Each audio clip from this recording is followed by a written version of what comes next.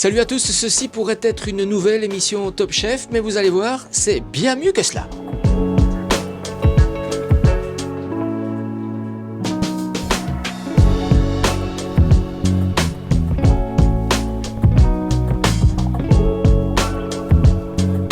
Nous sommes dans les cuisines du Centre d'excellence des métiers de l'hôtellerie à Saint-Guilain. C'est la 3e édition du concours Claude Charlier. Il est réservé aux seconds de cuisine, de chefs et d'établissements réputés. Ils sont 5 cette année à briguer le titre. Il y a 3 garçons et 2 filles.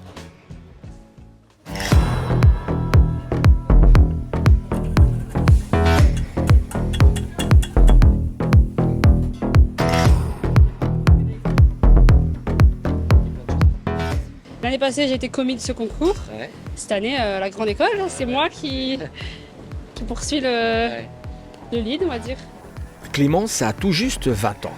En juin dernier, elle occupait encore les cuisines de l'école hôtelière à Saint-Guilain.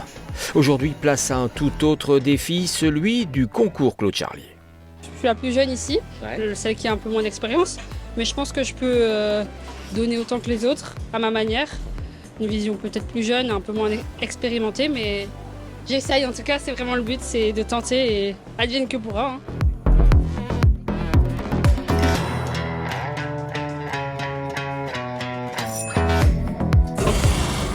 Autre candidate, et même défi.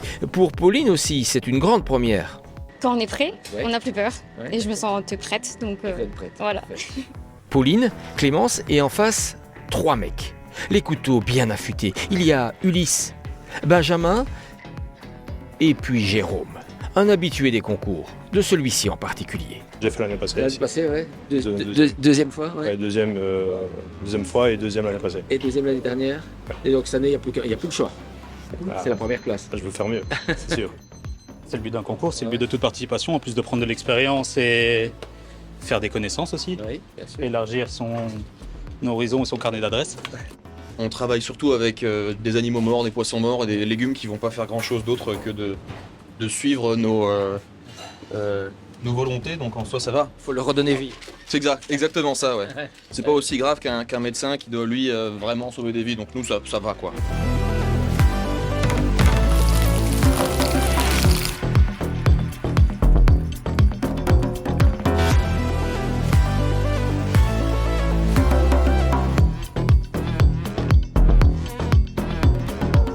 C'est un concours de second, on parle de produits, de sublimer les produits avec des produits ici qui sont imposés.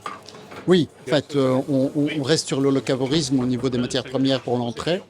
Donc une entrée végétale, je dirais, le petit nerf, un blanc-bleu belge, qui est un produit d'exception qui a été maturé 21 jours sur carcasse. Et après sur un dessert qui est basé sur le café, orienté café.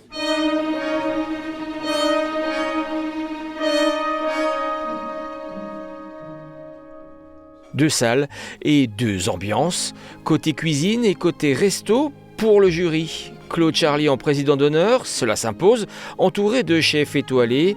Et là également, c'est une première, une pâtissière. J'aime beaucoup la gastronomie, j'aime les restaurants.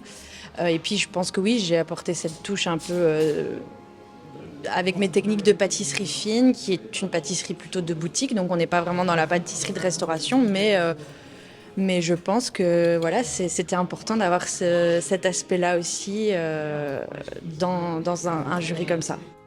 Mais retournons au fourneau où le rythme s'est accéléré. Depuis 7h30, chacune et chacun a le nez dans ses casseroles et sur son plan de travail. La première entrée doit être envoyée à 12h30 et puis c'est l'enchaînement des plats. Et alors on peut préciser que la petite quenelle est un condiment, un petit condiment. Toutes les 10 minutes, les assiettes doivent être chaudes, c'est évident. Elles doivent être belles, c'est important. Mais chaque plat doit surtout avoir du goût et il a chacun son astuce et son originalité. Je me demande de préciser que la petite quenelle sur le côté, pour elle, elle considère comme condiment. Moi, en entrée, c'est asperges avec des ours. En plat, c'est le brocoli, le petit nerf, c'est imposé. Brocoli, petit pois, noisette. Et en dessert, le thème, c'est le café. Moi, je fais carotte, café, chocolat blanc. Petit nerf, brocoli, petit pois, noisette. Bonne dégustation. Merci. Le petit nerf, je n'ai pas du tout eu l'habitude de le travailler. Et en plus, c'est du petit nerf de blanc bleu belge que je ne connais pas. Moi, je suis un petit frouze. Et alors, c'est quand même une belle grosse bête, quoi. D'accord. Le petit nerf, c'était une viande que je connaissais pas du tout. Comme je suis sortie de l'école assez récemment, j'avais pas une grande expérience au niveau de la viande. J'ai appris à la connaître, j'ai travaillé beaucoup. J'ai décidé de la faire en mode luttage, donc à l'étouffer. Et avec un jus de pastis, pour être précis. Je voulais faire un truc avec de l'olive. Et puis là, l'idée m'est venue de vraiment remplacer le nerf par l'olive. Et ça matche super bien avec notre garniture. Donc voilà, j'espère que ça va faire le travail. Je vais essayer de le rouler et le travailler vraiment comme une pièce de viande classique, sans le faire bouillir et essayer de l'attendrir un maximum. Je vais essayer de contrebalancer ça en le servant comme un filet pur, etc. À peine le temps de souffler que déjà c'est l'heure du dessert. Il est 14h30, à l'entame de la dernière ligne droite, quelques impressions volées à chaud. Passé comment jusqu'à présent? Vite, beaucoup trop vite. Le temps file, vraiment, on se rend pas compte, quoi. Donc heureusement qu'on est bien prêt. Voilà. Je lui ai envoyé ce que je voulais envoyer. Ça va, le plat pouvait être un peu plus précis. Mais ça, c'est des détails. On fait avec, quoi.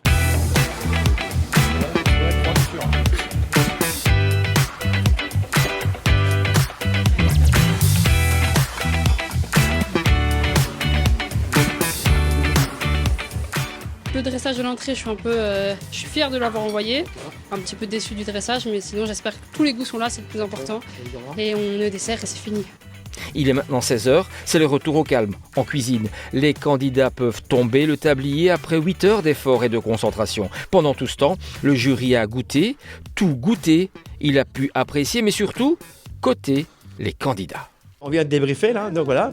Et bon, donc on sait quoi nous, voilà.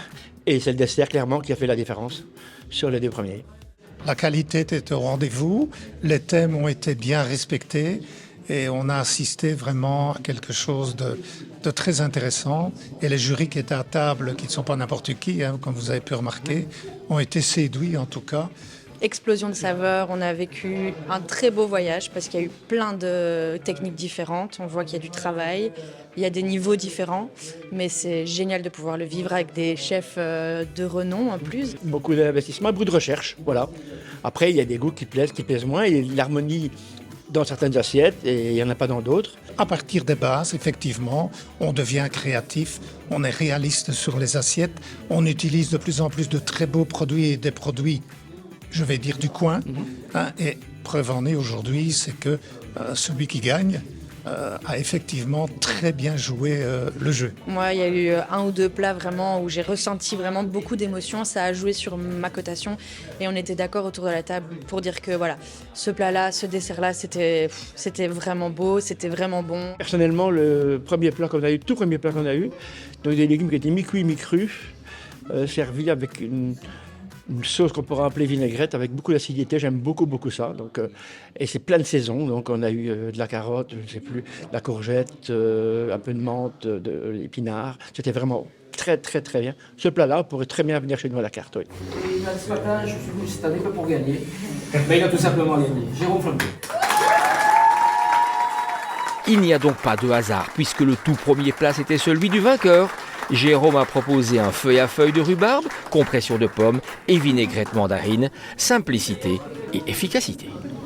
Je pense que par rapport à l'année passée, j'étais droit à l'objectif, avec des goûts percutants et pas faire trop. Voilà. Aller droit au but. L'ingrédient mis en valeur et pas 36 000 ingrédients dans l'assiette. Oui.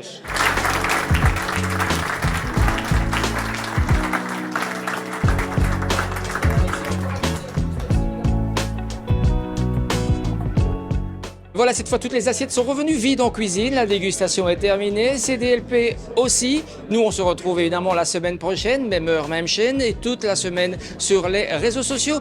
D'ici là, portez-vous bien et surtout, bonne dégustation.